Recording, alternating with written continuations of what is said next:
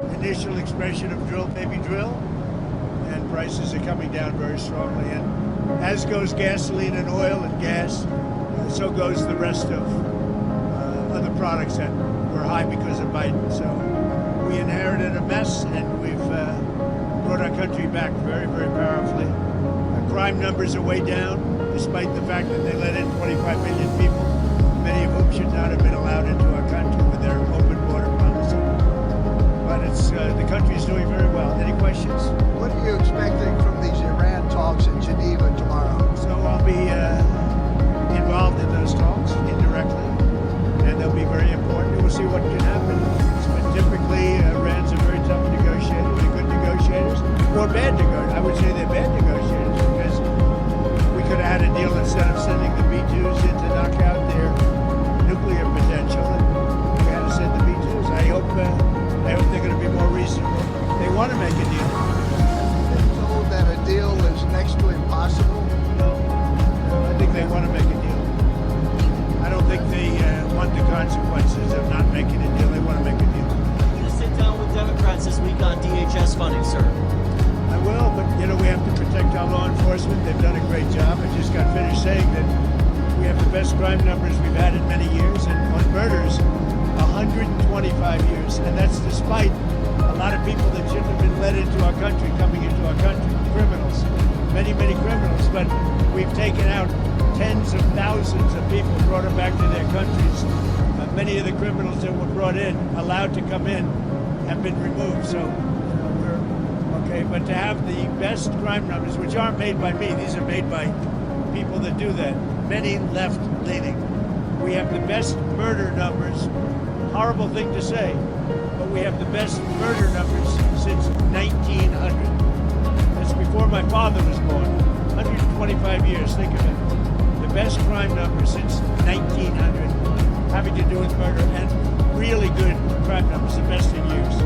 Are there any demands that Democrats are making that you're okay with? I don't like some of the things they're asking for. We're going to protect law enforcement. We're going to protect ICE. They're part of the whole system that is working. Washington, D.C. now is considered a very safe city. When I took over, it was a city that we were losing 2-3 people a week. Over 100 people a year were being murdered in Washington. Now it's considered a very safe city. And we did that. I did it over a fairly short period of time. On DHS, recent news reports have discussed the widespread belief that Kristi Noem and Corey Lewandowski are in a personal relationship. Is that a bad look? Recent news reports have discussed the possibility that Kristi Noem and Corey Lewandowski are in a close personal relationship. Is that a bad look, and do you think she'll be in the job much longer? I don't know about that. I mean, I haven't heard that. But, I'll find out about it, but I have not heard it. Do you think that will you give your State of the Union speech if we're still in a shutdown next week? Well, I think I would, yeah. Wouldn't bother me. I would give it, yeah. How are the negotiations going? With what? Which one? We have a lot of No, negotiations. with the government shutdown. This is a Democrat shutdown. This has nothing to do with Republicans. This is a Democrat shutdown. They're upset that the crime numbers are so good. They're very unhappy that the crime numbers are so good. They're very unhappy that there's a movement for getting voter ID. They want voter ID. The population, 98%, want voter ID. They don't want voter ID because they want to cheat at elections. They also want other things. They don't want mail-in ballots. They want to end mail-in ballots, which is corrupt. And one other thing that they're insisting on is proof of citizenship.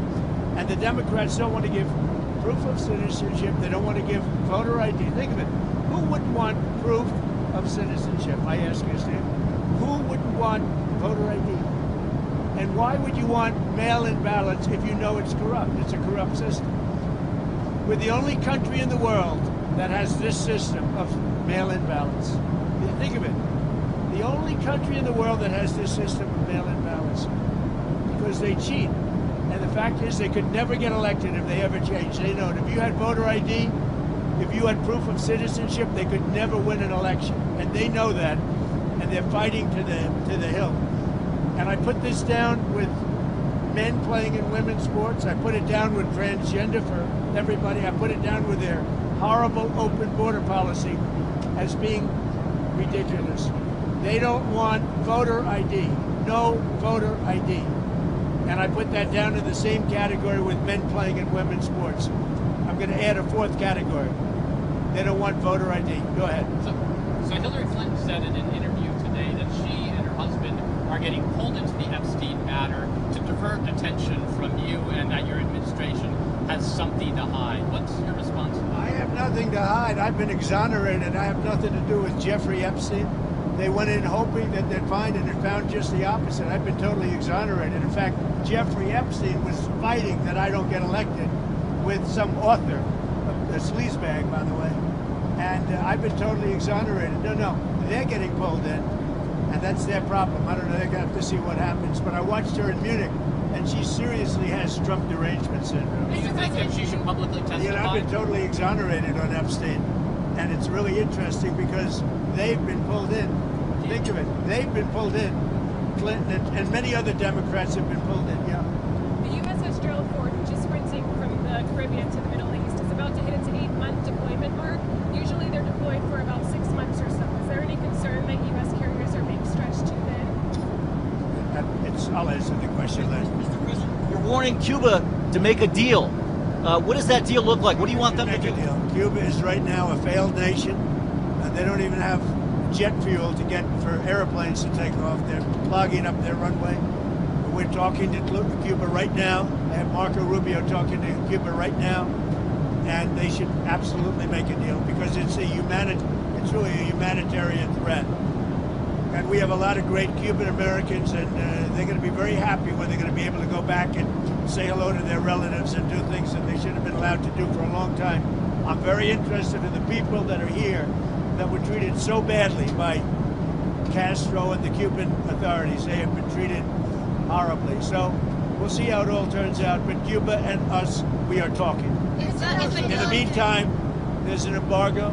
There's no oil, there's no money, there's no anything. If a deal isn't made, would you consider an operation like the one in Venezuela? I don't want to answer that. Why would I answer that? If I was, it wouldn't be a very tough operation, as you can figure.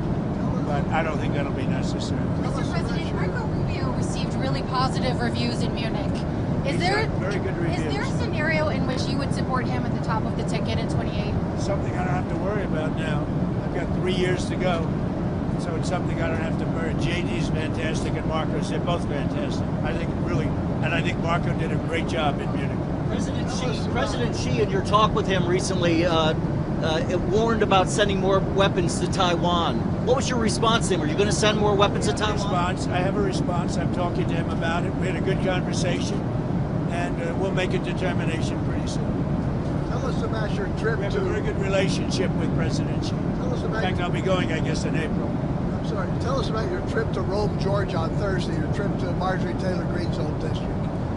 Well, we have a lot of people that want to take Marjorie Taylor Greene's place, and many, many candidates, and I have to choose one. And they say whoever I endorse is going to win, but we have a lot of good candidates who want to take her place. So your Board of Peace meets for the first time this week. You said it could be the most consequential international organization ever. That's a high bar. What do you want for this first meeting? Well, I think it can be. We're going to have all world leaders. They're putting up tremendous amounts of money, and I think it's going to go far beyond Gaza. I think it'll be peace all over the world. And we're working in conjunction with the United Nations. Look, the United Nations is there. They haven't lived up to potential.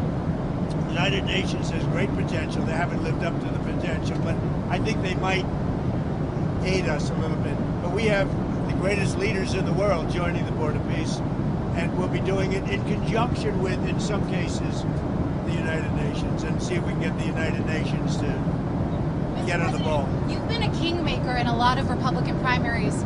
A lot of people, Including foreign nations. I was very honored to see that a very wonderful prime minister in Japan won by a landslide. I think she was going to win, but she won by just about the biggest vote ever in Japan, and she attributed my endorsement for that, and that's very good because we have a great relationship with her and Japan. a lot of Republicans in D.C. are asking you to endorse John Cornyn, but you haven't yet. Is there a chance you would endorse Paxton, and why haven't you endorsed Cornyn? I just haven't made a decision on that race yet. It's got a ways to go, and I haven't. He's a good man. John is a good. I like all three of them, actually. I like all three. Those are the toughest races. They've all supported me.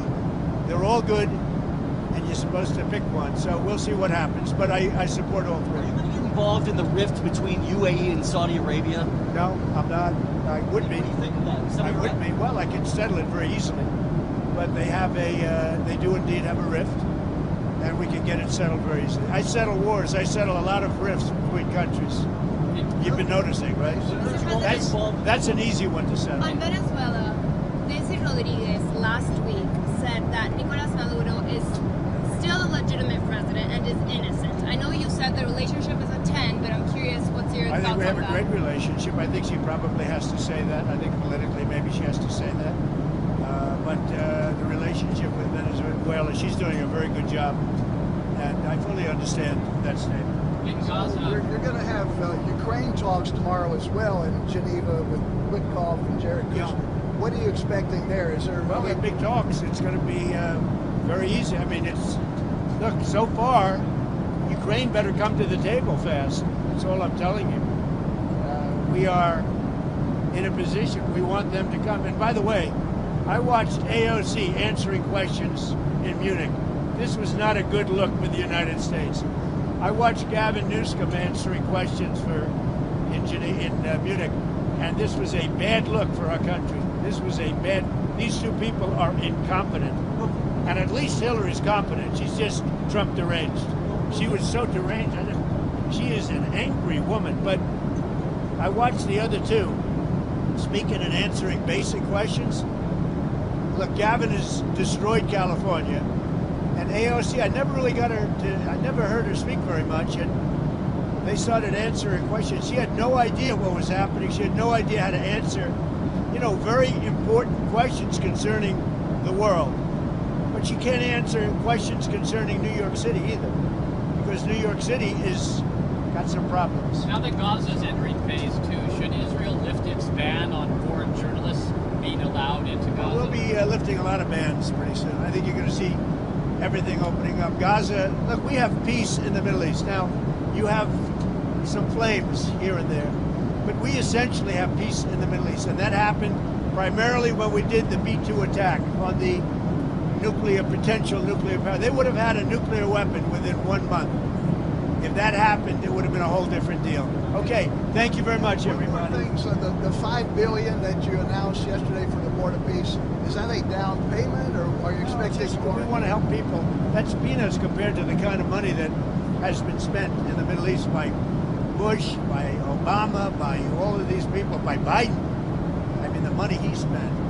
But the money he spent, that's such a small amount of money by comparison. But we want to make it successful. I think it has the chance to be the most consequential board ever assembled of any kind. How was called for Ron DeSantis? Great. We had a great time. We had Ron and a couple of other people, two great coaches, as you know. The two greatest coaches, I would say, certainly in college football. And we had a good time playing golf. Thank you very much. I didn't get to play today because I'm working on other things, very important things, much more important than golf. Thank you very much. Melania for Valentine's, Mr. President? She's on the plane. Melania's on the plane. We have a movie star on the plane. Did you have any Valentine's Day plans with her? Did I what? Did you do anything for Valentine's with her? Did you give her flowers? I better not tell you that. Goodbye, everybody. That's the toughest question. No, she's very, I'm proud of the fact, her movie's so successful. It's a tremendous hit. And she does a good job.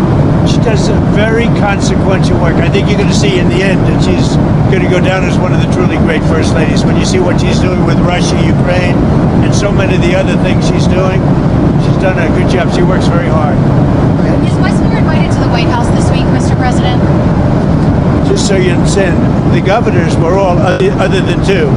One was from Colorado, where he's got a 73-year-old woman who's probably got serious cancer, confined, and for some time in solitary confinement because she pointed out the voter theft that was taking place. In other words, she pointed it out.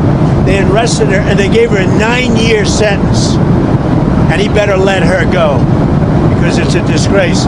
And the other guy's just a bad governor. He's not doing a good job. Wes Moore, he's doing a terrible job. And you can see that Well, I didn't invite those two. If the rest of them don't want to show up, that's okay. I hear they're coming, a lot of them. The White House is a great place to be. But no, I don't like the job that Westmore's doing. I don't like the job he's doing at the bridge. I don't like the fact that he did that horrible, with the pipes and the Potomac. And he's not doing the job. They got to do it. And I'm going to have to get the federal government involved in getting it fixed because he can't fix anything. Thank you very much. Mr. President.